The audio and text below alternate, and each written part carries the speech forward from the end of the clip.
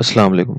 बहुत सारे ऐसे स्टूडेंट्स हैं जिनको आईएसएसबी में अप्लाई करने के लिए या अब्रॉड जाने के लिए एजेके यूनिवर्सिटी से जो है वो रिज़ल्ट से पहले ही रिज़ल्ट चाहिए होता है। ठीक है, तो आज हम इस चीज़ का प्रोसीजर देखेंगे कि अगर आपको इमरजेंसी में रिज़ल्ट जल्दी चाहिए तो उसके लिए फ़ी कैसे जनरेट करते हैं, फ़ीस कितनी है, ठीक है, और हम किस तरह से जो है वो एप्लीकेशन जो है वो सबमिट करवा सकते हैं।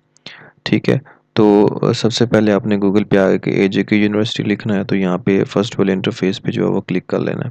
जैसे आप यहाँ पे क्लिक करेंगे तो आपके सामने न्यू इंटरफेस इनकी जो है वो ऑफिशियल पेज ओपन हो जाएगा। ठीक है, यहाँ पे आप देख सकते हैं ऑनलाइन पोर्टल।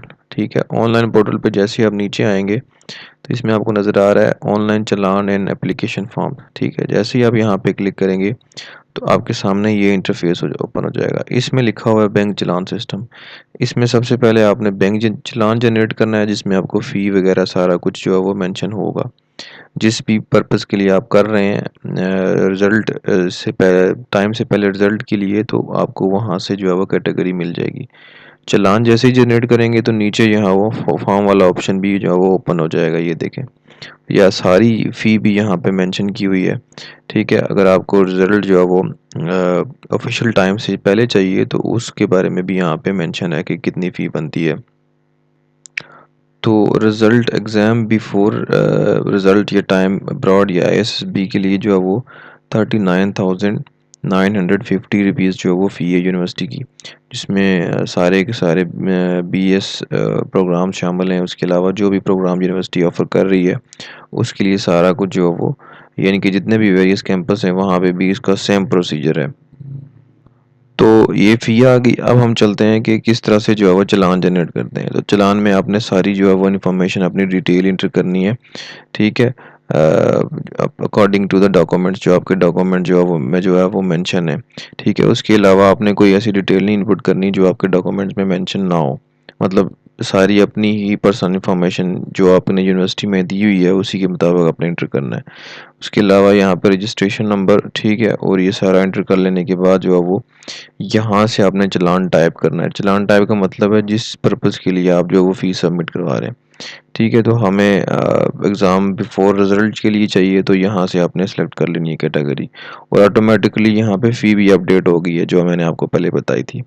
अब आपने इसको चालान जो है वो फॉर्म को डाउनलोड कर लेना है। ठीक है, तो ये जो है वो चालान आपका डाउनलोड हो जाएगा।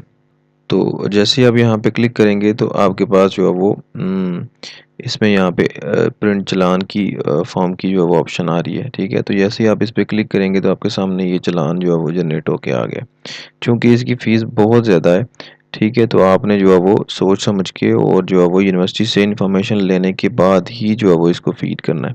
ठीक है, क्योंकि जो है वो ज़ाहिर-सी बात है, आप यूनिवर्सिटी में करंटली स्टूडेंट होते हैं। ठीक है, और आपको जो है वो जितने भी आपको प्रॉब्लम्स हैं, ठीक है, और आपको पता भी होते हैं यूनिवर्सिटी के रिलेटेड, तो बेहतर ये है कि जो है वो फ़ी आप तभी सबमिट करवाएं जब आपको जो है वो पता हो कि आपका रिज़ल्ट एग्ज़ामिनेशन या कंट्रोलर डिपार्टमेंट में जो है वो एग्ज़ाम डिपार्टमेंट में सबमिट हो चुका है और आपको मिल सकता है रिज़ल्ट बिफोर टाइम। ठीक है, तो अदरवाइज़ जो है वो इसकी इतनी ज़्यादा फ़ी पे करने की ज़रूरत नहीं है। ठीक है, तो यहाँ पे ये सारी चीज़ें देख लेने के बाद आप देखें यहाँ पे डाउनलोड फॉर्म आ रहा है, जिस जो एप्लीकेशन आपकी होगी। अब मसला क्या है कि जैसे ही आप इस पे क्लिक करेंगे तो यहाँ पे कह रहा है कि इसके रिलेटेड, इस एप्लीकेशन के रिलेटेड फॉर्म अवेलेबल नहीं है। तो वो कह रहा है please write an hand written application with necessary documents and bank challan and post to the university. ठीक है, पोस्ट टू द यूनिवर्सिटी, क्योंकि अगर आप करंटली कैंपस के अंदर ही हैं तो आपने एक एप्लीकेशन लिखनी है। ठीक है, किसको जो आपके डिपार्टमेंट में हेड हैं उनको एप्लीकेशन लिखनी है। जो भी उन्होंने डॉक्यूमेंट्स रिक्वायर्ड मांगे हैं, ये जब आप स्टूडेंट सर्विस डिपार्टमेंट में यूनिवर्सिटी में जाएंगे या वहाँ पे कॉल करेंगे तो आपको वो सारी इन्फॉर्मेशन इसके मुतालिक दे देंगे।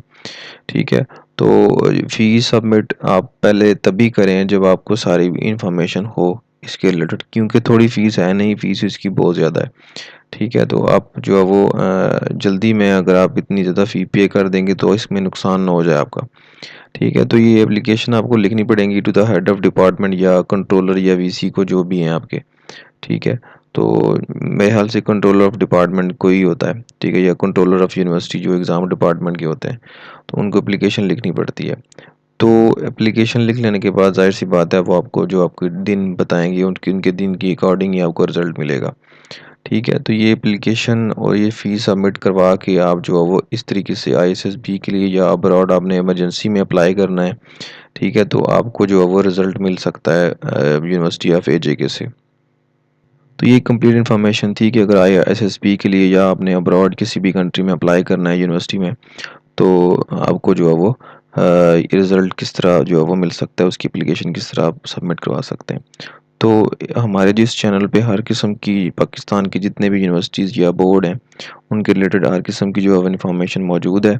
और मज़ीद हम जो है वो वक्त के साथ साथ जो है वो जो भी इन्फॉर्मेशन हमें मिल रही है या हमारे पास जो है वो आ रही है, हम उसके अकॉर्डिंगली जो है वो सबमिट करवा रहे हैं या वीडियो अपलोड कर रहे हैं। ठीक है, तो उम्मीद है आपको हमारी वीडियो पसंद आई होगी। अगर मेरी वीडियो पसंद आई है तो हमारे चैनल को सब्सक्राइब करें और फॉलो करें। Thank you.